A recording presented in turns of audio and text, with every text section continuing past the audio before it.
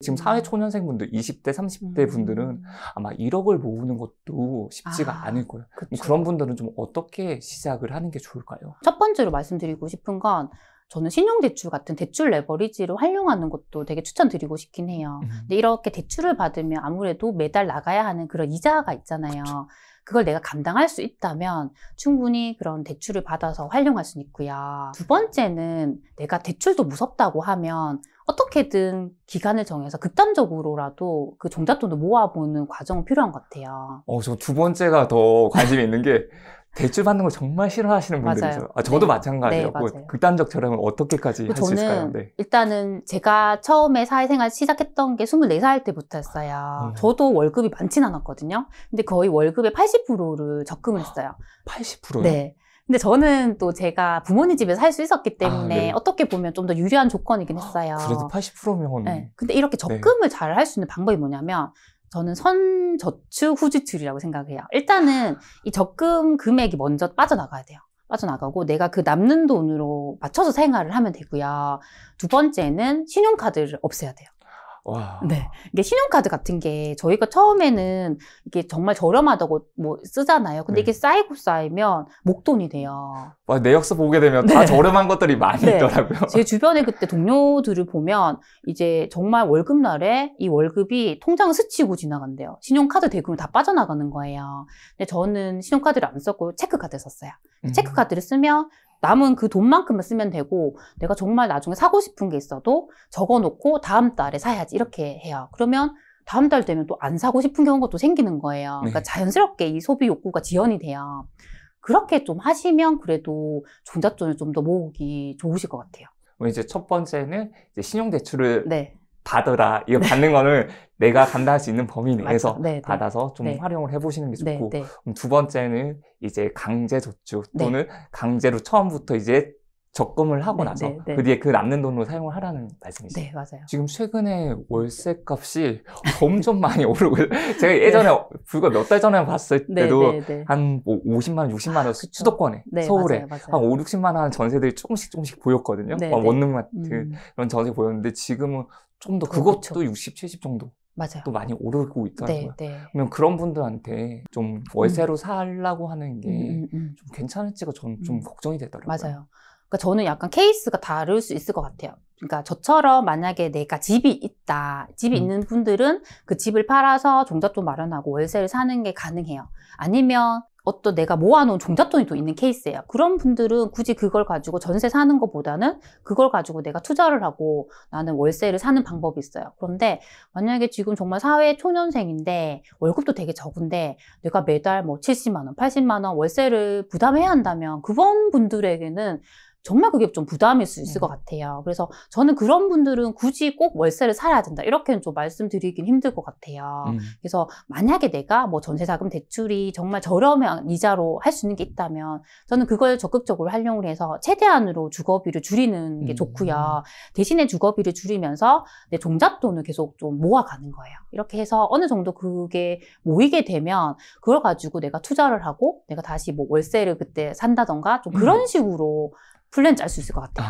그러면 이제 세비씨님께서 이제 많은 분들에게 조언을 해주실 텐데 그때 종잣돈 얼마까지 딱 모아라 이렇게 말해주는 금액이 있을까요? 저는 최소한으로라도 그래도 3천만 원 정도는 모으셨으면 좋겠어요. 그렇게 해야지 말씀하신 분양권도 하나 살 수가 있는 거고 투자를 할 때 여러 가지 일들 변수가 생길 수 있다 보니까 그렇죠. 내가 1,000만 원이라고 생각한 투자도 1,000만 원보다 더 많이 들 수도 있는 거죠. 그렇죠. 그러니까 뭐 부대 비용도 있을 수 있고 하니까 그래도 최소한 3천만 원 정도면 뭐 소도시라도 저희가 입지가 좀 괜찮은 구축 정도는 선택할 수 있으니까 그렇게라도 해서 내가 그 돈을 굴려서 수익을 내고 시드머니를 더 키우고 다음엔 좀 더 규모가 크고 저평가되는 거에 또 투자를 하고 이렇게 좀 저희가 스노우볼을 굴리듯이 그럼 점점 커지잖아요. 그렇게 해 나간다면 결과적으로 나중에는 진짜 내가 원하는 곳에 살 수가 있어요. 그렇게 좀 단계를 밟아가셨으면 좋겠어요. 처음부터 너무 좋은 곳에 살려고 하면 그렇게 하면 돈을 너무 많이 모아야 되고 또 그 돈만 모으다가 그 집이 더 많이 오를 수 있는 거죠. 오히려 맞아요. 조금씩 말씀하신 대로 지방 소도시부터 시작해서 조금씩 돈을 불려나가는 스노우볼 효과를 많이 누리면 좋겠어요.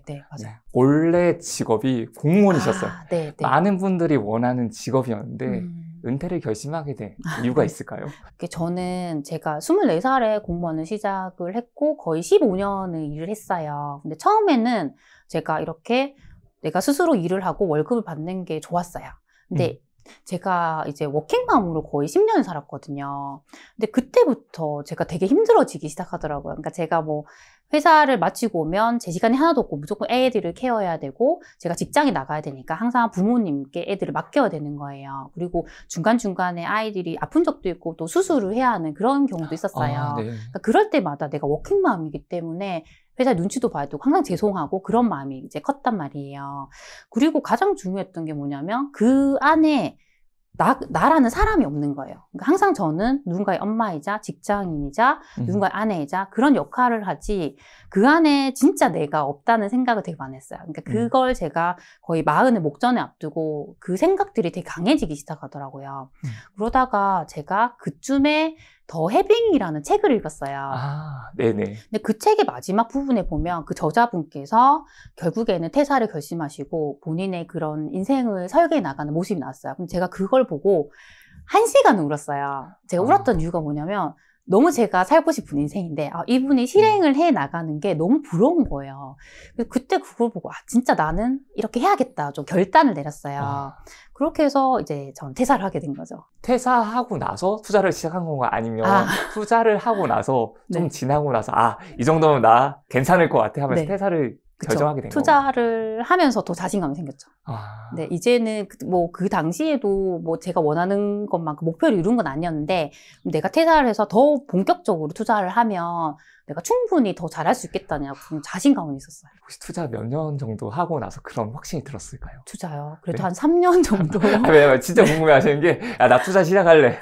나 1년 지나고 나서 그만 퇴사 목표 세우고, 또는, 네, 그렇게 하시는 분들 있을 수 있으니까. 저는 그래도 한 3년은 참고해봐야지 되지 않을까 좀 싶어요.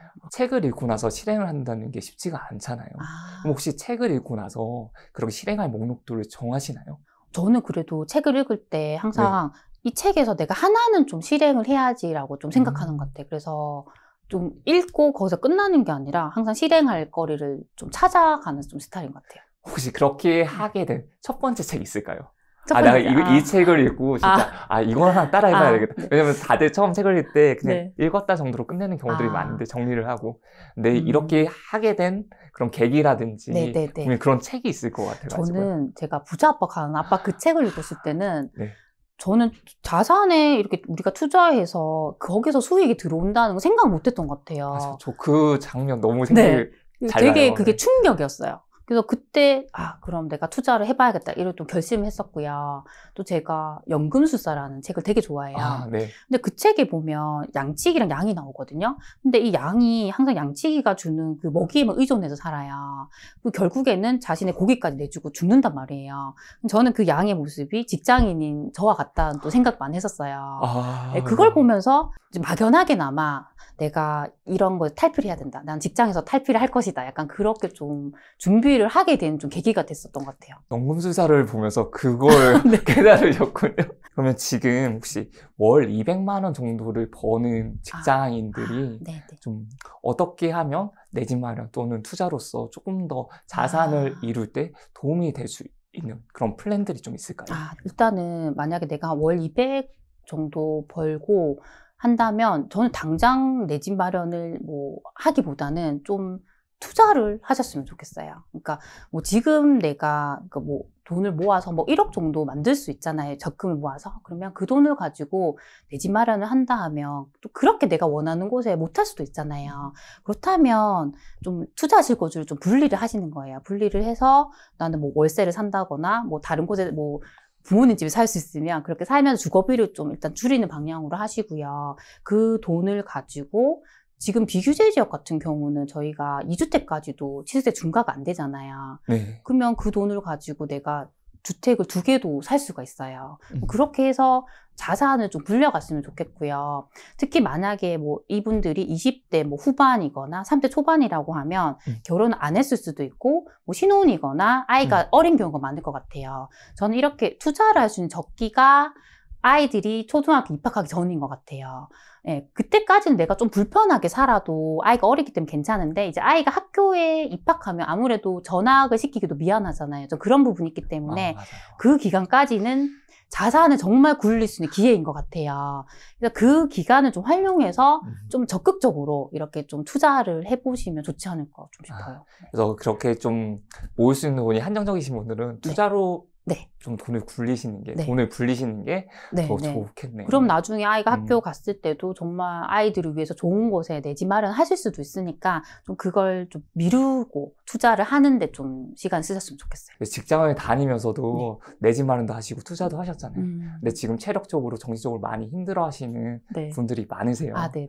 혹시 아예 재테크를 포기를 하시는 분들께 좀 드릴 수 있는 조언이 있을까요? 저도 예전에는 먹힌맘으로 살고 뭐 직장인으로 살다 보니까 항상 제가 시간이 없다는 말을 입에 달고 살았던 것 같아요. 근데 지금 그런 분들도 보면 힘든 게 내가 뭐 재테크도 하고 싶고 부동산 투자도 하고 싶은데 나는 시간이 없어서 안 돼. 뭐 이렇게 좀 단정적으로 생각하시는 것 같아요. 근데 이 시간이라는 게 누구에게나 24시간 똑같이 주어지잖아요.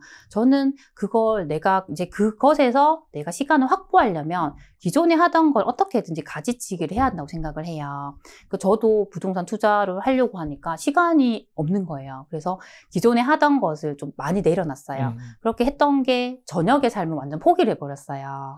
원래 저녁에 뭐 친구 만나서 차도 마시고 아니면 드라마를 본다거나 예능을 본다거나 그런 활동들을 했는데 그렇게 다 누리면서 제가 할 수는 없더라고요. 그래서 저는 아이들이 자는 9시에 같이 잠들어서 새벽 4시에 일어나서 제가 보통 이제 출근 준비를 7시부터 했어요. 그럼 3시간이 확보가 되잖아요. 그래서 매일매일 그렇게 3시간씩 부동산 공부를 했었어요. 그리고 직장인들이 가장 가용할 수 있는 좋은 시간이 주말이에요. 근데 주말은 보통 뭐 친구를 만나거나 여행 가거나 이렇게 많이 쓰잖아요. 그럼 그런 걸 안 하는 거예요. 내가 확실한 그런 목표를 이룰 때까지는 그런 걸 안 하고 그 시간에 임장을 간다거나 부동산 공부를 한다거나 하면 충분히 저는 할 수 있다고 생각해요.